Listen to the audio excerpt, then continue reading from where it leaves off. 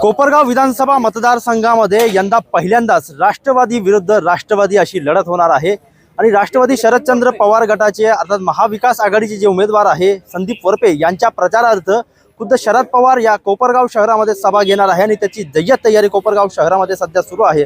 आपण पाहतो या ठिकाणी कोपरगाव शहरातील भारतरत्न डॉक्टर बाबासाहेब आंबेडकर मैदानावरती आपण सध्या आहोत आणि या ठिकाणी सभेची जय्यत तयारी केली जाते आहे। 12 तारखेला संध्याकाळी 5 वाजता ही सभा होणार आहे आणि त्यासाठी भारतरत्न डॉक्टर बाबासाहेब आंबेडकर मैदानावरती या ठिकाणी भव्य असा मंच तयार करण्यात आलेला आहे। त्याचबरोबर आपण जर पाहिलं तर विविध राजकीय पक्ष जे महाविकास आघाडीतील घटक पक्ष आहे, राष्ट्रवादी शरदचंद्र पवार पक्ष असेल, आई काँग्रेस असेल, शिवसेना उद्धव बाळासाहेब ठाकरे पक्ष, त्याचबरोबर मित्र पक्षाचे झेंडे या ठिकाणी लावण्यात आल्याचं चित्र आपल्याला पाहावयास मिळत आहे। आणि आपण दुसरीकडे जर पाहिलं तर या मैदानावरती जे आहे तर आसन व्यवस्था करण्यात येते आहे आणि जय्यत तयारी सभेची या ठिकाणी केली जाते आहे। आपल्यासोबत महाविकास आघाडीचे जे उमेदवार आहे संदीप वरपे हे स्वतः आहे, आपण त्यांच्याशी चर्चा करूयात। भाऊ, काय सांगाल या ठिकाणी शरद पवार साहेब स्वतः कोपरगाव शहरामध्ये येत आहेत? शरद पवार साहेब येत आहेत। आमच्या महाविकास आघाडीच्या कार्यकर्त्यांकरता तो अतिशय आनंदाचा क्षण त्या ठिकाणी असणार आहे। मगापासून आमचे सगळेच पदाधिकारी कार्यकर्ते या ठिकाणी होते। राजाभाऊ झावरे होते, कैलासराव होते, जाधव, नितीन शिंदे, दिलीप लासुरे, आमचे प्रमोद लबडे, श्रीरंग चांदगुडे, संजय सातभाई, हे सगळे आता सनी वाक्षर प्रमुख आहेत। तिथं शिवसेनेचे नेते आहेत, आमचे राष्ट्रवादीचे पदाधिकारी या ठिकाणी आहेत, काँग्रेस पक्षाचे लोक। एक अतिशय उत्साहाचं वातावरण आहे आणि आतुरता साहेबांच्या आगमनाची त्या ठिकाणी आहे आणि साहेब या ठिकाणी येणारे 4 ते 6 उद्याची सभा आहे आणि अनेक अडचणीनंतर ही सभा त्या ठिकाणी उद्या यशस्वी होणार आहे। प्रचंड गर्दी या ठिकाणी होणार आहे। आपण पाहतोय की चर्चा अशी पण आहे की शरद पवार साहेब संदीप वरपेंच्या प्रचारासाठी कसे येणार अशी देखील चर्चा या मतदारसंघामध्ये ऐकायला मिळते। हो, या मतदारसंघामध्ये काहींना साहेब फक्त आमच्याचसाठी प्रचाराला येऊ शकता अशी मक्तेदारीची काहींची भावना आहे। अनेक अफवा त्या ठिकाणी पसरवल्या गेल्या, गावामध्ये चर्चा घडवली गेली की शरद पवार साहेबांची सभा त्या ठिकाणी कॅन्सल झाली आहे, रद्द झाली आहे आणि पवार साहेब त्या ठिकाणी येणार नाही आहेत।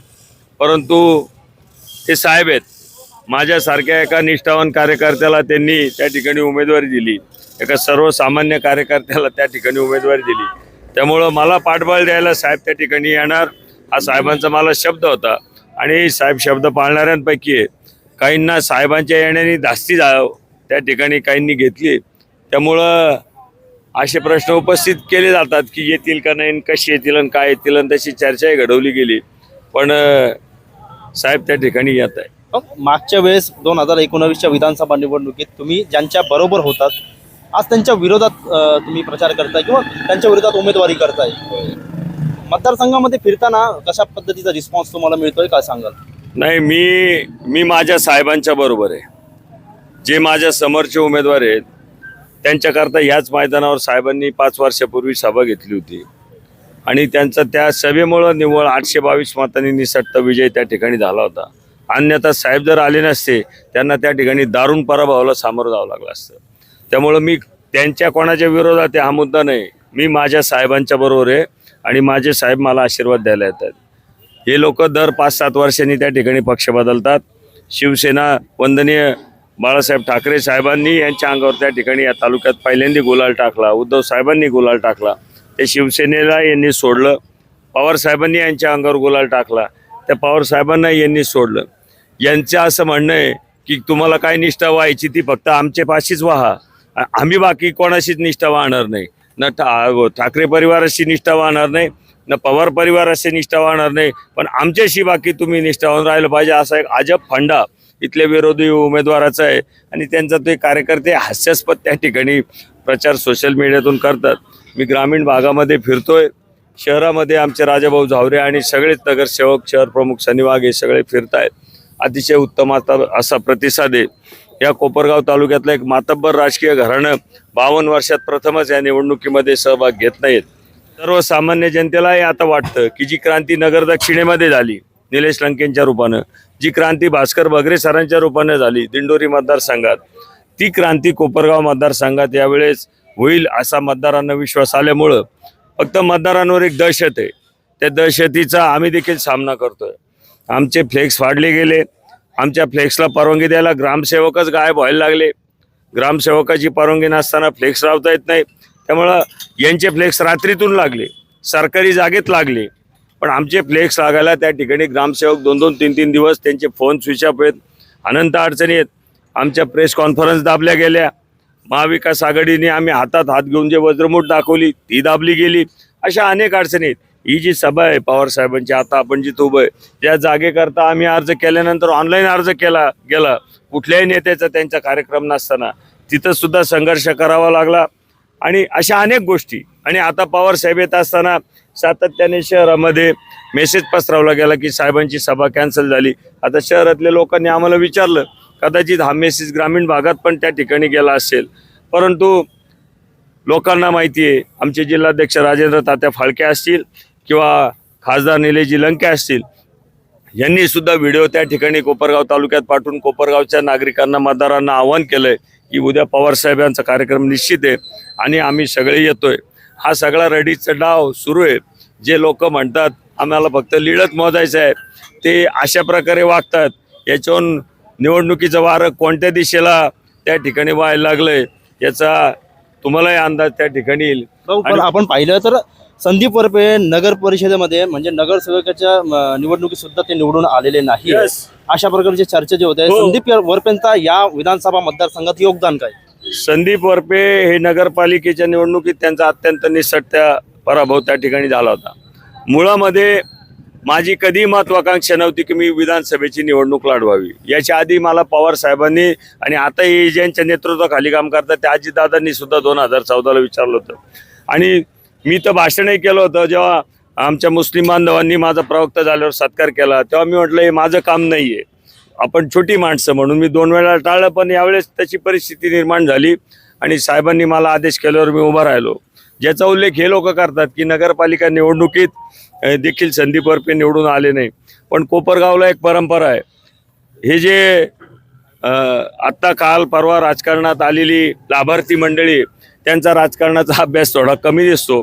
भीमराव बडदे, स्वर्गीय नाना भीमराव बडदे हे सुद्धा नगरपालिकेच्या निवडणुकीमध्ये त्या ठिकाणी पराभव झाले होते. मी तरी फक्त 26 मतांनी पराभव झालो होतो. त्यांचा खूप मोठा पराभव त्या ठिकाणी नगरपालिकेच्या निवडणुकीत झाला होता. आणि त्यानंतर त्यांनी स्वर्गीय शंकरराव काळे साहेबांचा लोकसभेला पराभव केला होता.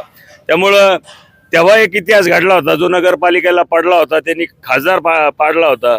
आणि आता एक इतिहास घडणार आहे की जो नगरपालिकेला पडला तो आता विद्यमान आमदाराला त्या ठिकाणी पाडणार आहे. शरद पवार साहेब या ठिकाणी येते, त्यांचा कसं या ठिकाणी दौरा असेल?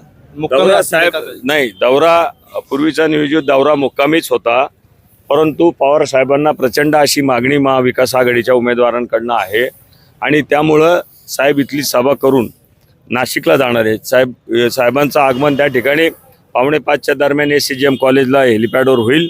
त्यानंतर साहेब इथं सभेच्या ठिकाणी येतील, संबोधित करतील आणि साधारण 6:15 साहेब नाशिकच्याकडे त्या ठिकाणी वाहनाने त्यांच्या कॅनवाला घेऊन त्या ठिकाणी प्रयाण करतील. नाशिकमध्ये त्यांची एक सभा आहे जी 7:30 ते 9 तिची वेळ आहे, तर तिच्याकरता साहेब इथून रवाना होणार आहे.